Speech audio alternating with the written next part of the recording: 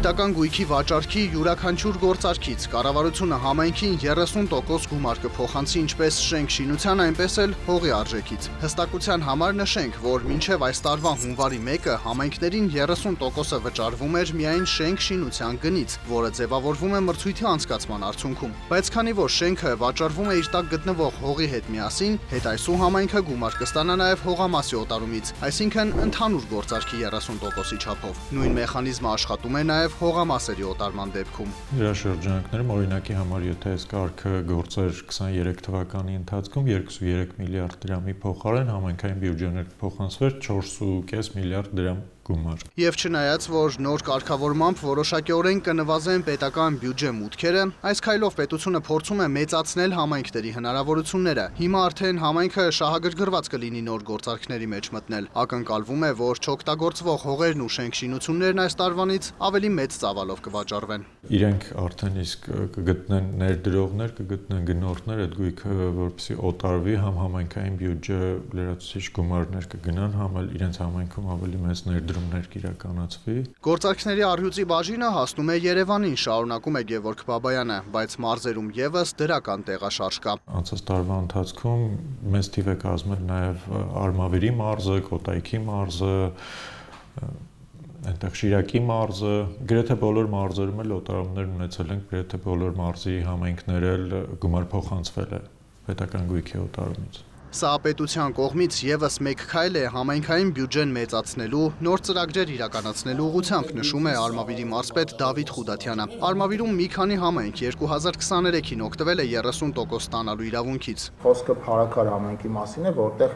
համայնքի մասանված մասը մոտավորապես 32.5 միլիոն դրամ է, գույքը գտնվել է Մերձավան բնակավայրում, եւ նաեւ Արմավիր համայնքը, որտեղ մաս հանված մասը մոտավորապես 2.5 միլիոն դրամի մասին է խոսքը։ Երրորդ գույքը մեծամորում է եղել, այս գործարքից էլ համայնքը 11.9 միլիոն դրամ է ստացել։ Մարզպետն այս տարվա համար էլ դրական կանխատեսում ունի, կարծում է, որ վաճառքների ծավալը կշարունակի աճել։ Ինչը համայնքների համար նաև լրացուցիչ ֆինանսական եկամուտ է ապահովելու, որը կարելի է ուղղվել համայնքում կենսական կարիքների լուծմանը։ Մինչև այս վաճառված գույքը ամբողջ ծավալով չի միջոցներ ուղղվել համայնքային բյուջե։ Այս տարի ակնկալում ենք, որ այդ ծավալը ավելի մեծ կլինի եւ բաշխվածությունն էլ ավելի մեծ կլինի։ Նախորդ տարին պետական գույքի վաճառքի տեսանկյունից աննախադեպ է եղել։ Եթե 2017-ին 800 միլիոն դրամի գործարք է եղել, 18-ին թիվը 2.8 միլիարդ էր, 19-ին 200 միլիոն, 2020-ին 1.7 միլիարդ, 2021-ին 1.4 միլիարդ դրամ էր, իսկ 2022-ին 15 անգամ ավելի։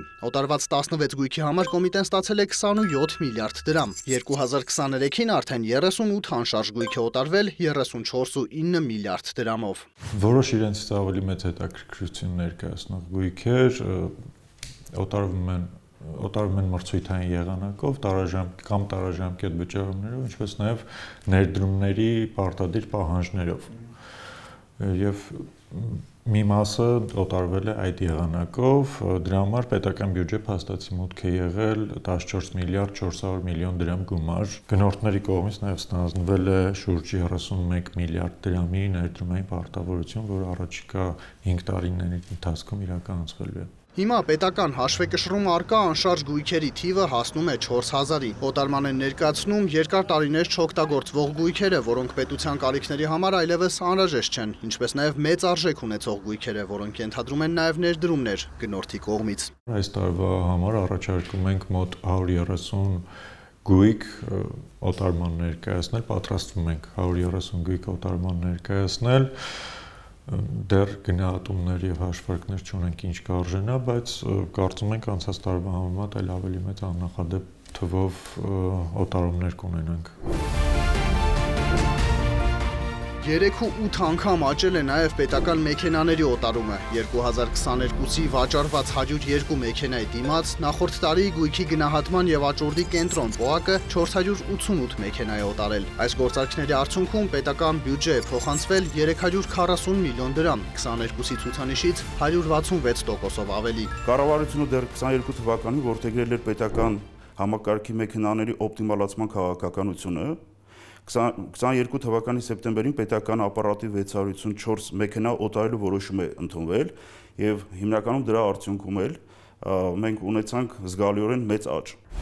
Մեքենաների վաճառքի նման աճը ՊՕԱԿ-ի տնօրենը հենց օպտիմալացման որոշմամբ է պայմանավորում։ Մեքենաներ վերջին շրջանում ստացել են գրեթե բոլոր գերատեսչություններից, ՊՕԱԿ-ներից ու փակ բաժնետիրական ընկերություններից, թե մայրաքաղաքից, թե մարզերից։ Այս պահին ՊՕԱԿ-ի պահման վայրում 414 մեքենա կա։ Աճուրդային գործընթացն այստեղ անընդհատ է։ Անկախ գնահատողը սահմանում է մեքենայի արժեքները, ապա դրանք հանվում են աճուրդի։ Այդ ընթացքում պետական ապարատից մեքենաների նոր խմբականակ է դուրս գրվում եւ հանձնվում պետգույքի կառավարման կոմիտեին։ Զգալի մաս են կազմում ոստիկանության եւ պաշտպանության նախարարության տրանսպորտային միջոցները։